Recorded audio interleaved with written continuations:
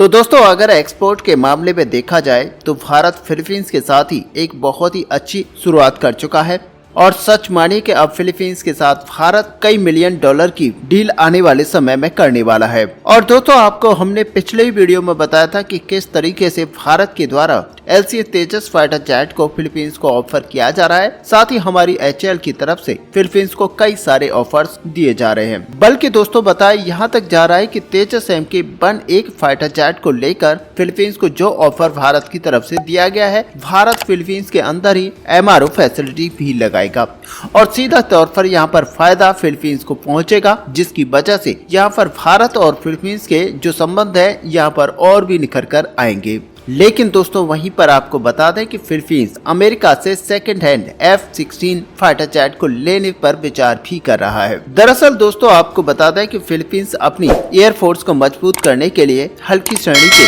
Fighter jets को लेना चाहता है। हल्की श्रेणी यहाँ पर मतलब है कि कम कीमत में फाइटर जेट्स को यहाँ पर लेना चाहता है। और आप सभी को पता होगा कि विश्व में बढ़ती अशांति की वजह से और साथ ही फिलीपींस का चीन के साथ लगातार जिस तरह से विवाद बढ़ रहा है, उसको देखते हुए फिलीपींस की तरफ से अपनी सेना वायुसेना को यहाँ पर मजबूत करने को लेकर बातें की जा रही हैं। और सच मानिए कि फिलीपींस के लिए एक नए फाइटर जेट्स को यहाँ पर खरीद करना बहुत ही बड़ा कदम बन चुका है। इसमें फिलीपींस की सरकार के पास ऐसे तो कई सारे विकल्प मौजूद है, लेकिन पूरा गेम यहाँ पर 2 विकल्पों के ऊपर सीमित हो चुका है, जिसमें सबसे पहले भारत का तेजस MK-1 फाइटर जेट और साथ ही दूसरी तरफ अमेरिका का F-16 फाइटर जेट, जो कि सेकंड हैंड फिलीपींस को देने पर बात की जा रही है। और दोस्तों सच मानिए कि इस बात में कोई शक नहीं है कि F-16 काफी ज्यादा सक्षम विमान है हमारा तेजस, और एक तरफ से यहाँ पर काफी लंबे प्रोसेस और बड़े इकोसिस्टम साथ ही अमेरिका की तरफ से मिलने वाले यहाँ पर F-16 को ध्यान में रखते हुए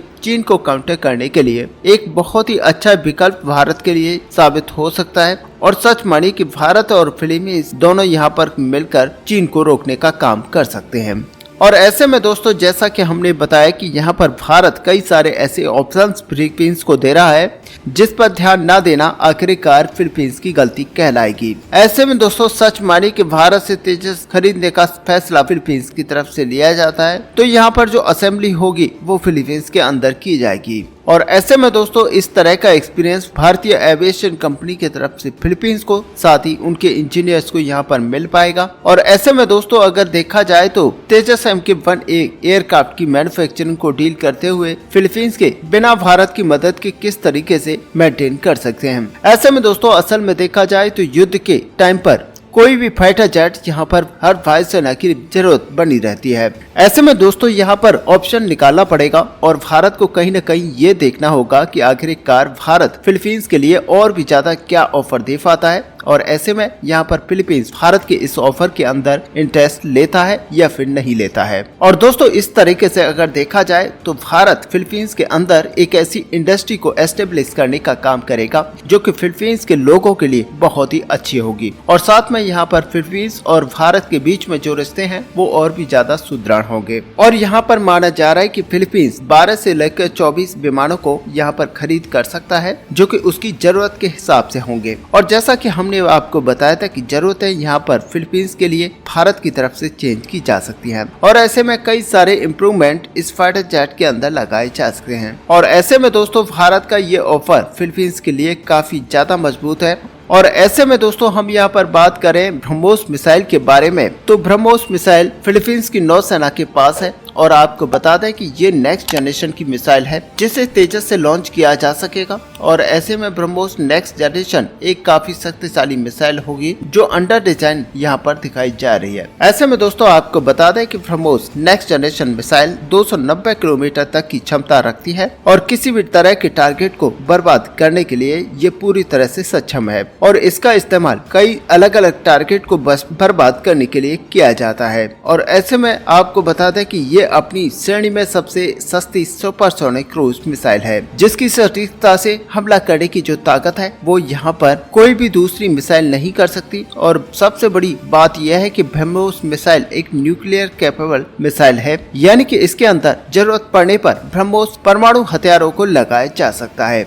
ऐसे में दोस्तों आपको बता दें कि ये जो नेक्स्ट जनरेशन ब्रह्मोस मिसाइल बनाई जानी है ये 50% तक कम वेट के साथ आएगी और सच माने कि ये बहुत ही ज्यादा घातक होगी, जो कि तेजस एम के 1A फाइटर जेट के अंदर इंडक्ट किया जाएगा। ऐसे में दोस्तों फिलीपींस की नौसेना पहले से ही ब्रह्मोस की कई सारी यूनिट्स को यूज करती है और वो यहाँ पर खुश देखी जा रही है। और दोस्तों देखना ये होगा कि आखिरकार क्या भारत यहाँ पर तेजस एम के 1A के साथ ही ब्रह्मोस NG का भी यहाँ पर ऑफर करता है या फिर नहीं करता है। और दोस्तों तब इस तरह का माहौल होगा जब यहाँ पर चाइना की तरफ से फिलीपींस को बुली करना यहाँ पर काफी ज्यादा कठिन होगा, क्योंकि फिलीपींस के पास हर वो संभव हथियार होगा जो कि चाइना को यहाँ पर काउंटर कर पाएगा। और ऐसे में दोस्तों आपको बता दें कि फिलीपींस की नौसेना न केवल ब्रह्मोस मिसाइल से रिटेलिएट कर सकती है बल्कि तेजस से भी चीन का सामना हो सकता है, जो बड़ी चुनौती यहाँ पर होगी। और सच मानिए कि ये फिलीपींस के लिए उनकी सुरक्षा में काफी बड़ी बढ़ोतरी करेगा। ऐसे में दोस्तों आने वाले समय में जब हम तेजस का एक्सपोर्ट करना स्टार्ट करेंगे तो सच मानिए कि यहाँ पर अमेरिका की तरफ से जो इंजन दिए जा रहे हैं उनको लेकर काफी बड़ी परेशानी देखी जाएगी, क्योंकि अमेरिका की तरफ से इस इंजन के जो प्रोडक्शन है वो यहाँ पर 20 पर ईयर के हिसाब से किया जाना है। और इसी के चलते यहाँ पर आगे आने वाले समय में देखा जा सकता है कि तेजस एम के 1A यहाँ पर कम नंबरों के साथ बनना स्टार्ट होगा। और अब दोस्तों आपको बता दें कि फ्रांस के राष्ट्रपति इमैनुअल मैक्रोन की तरफ से दुनिया की राजनीति में काफी भूचाल लाया गया है। और सच माने कि एक ऐसा भूचाल अभी फ्रांस की तरफ से उठाया गया है जिसकी वजह से चीन को यहाँ पर अपनी सटल डिप्लोमेसी को आगे लाने के लिए लाचार कर चुका है। और दोस्तों जैसा कि आपको पता है कि पिछले महीने 25 जनवरी को इमैनुअल मैक्रोन भारत के अंदर आए थे और उस समय इमैनुअल मैक्रोन की तरफ से रूस के अंदर सेना भेजने की बात कही गई थी। और दोस्तों बात में ये और ज्यादा जोर देकर कही गई कि ये जो बात कही गई थी वो और भी ज्यादा सोच समझकर कही गई थी। ऐसे में दोस्तों यहाँ पर इमैनुअल मैक्रोन की सेना भेजने की जो बात है वो काफी गंभीर है। हालांकि फ्रांस के ऐसे गंभीर बयान के बाद में अब चीन के होश उड़े हुए हैं। और दोस्तों यहाँ पर चीन ने फ्रांस को लेकर अपनी सटल डिप्लोमेसी को एक्टिव कर दिया है। और दोस्तों साथ ही आपको बता दें कि यहाँ पर जो सटल डिप्लोमेसी का मतलब होता है बातचीत के माध्यम से किसी भी दिक्कत को यहाँ पर सॉल्व करना। लेकिन दोस्तों चीन के इस सटल डिप्लोमेसी को फ्रांस ने बड़े झटका दे दिया है, क्योंकि इमैनुअल मैक्रोन फिलहाल चीन को कूटनीतिक क्षेत्र पर कोई महत्व नहीं दे रहे हैं।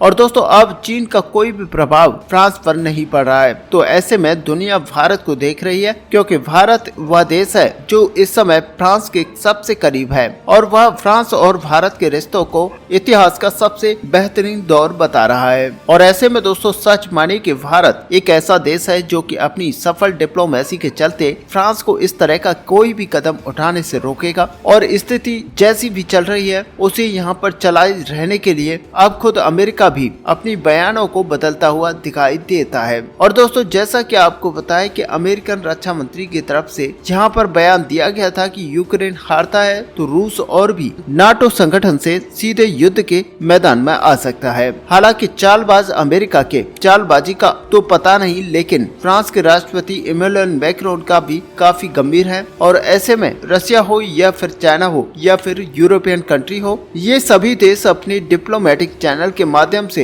भारत को अब कहीं न कहीं बीच में लाना चाहते हैं। क्योंकि दोस्तों अगर भारत यहाँ पर बीच में आता है तो ये युद्ध बहुत ही जल्द खत्म हो जाएगा और यहाँ पर जो स्थिति है वो और भी ज्यादा खराब होने से बच जाएगी। ऐसे में दोस्तों इन दोनों टॉपिक को लेकर आपका यहाँ पर क्या व्यू है, आप अपना व्यू हमें कमेंट में लिखकर जरूर बताएं। साथ ही अगर वीडियो आपको अच्छी लगी हो तो लाइक और शेयर करना ना भूलें। मिलते हैं नेक्स्ट वीडियो में, तब तक के लिए जय हिंद जय भारत।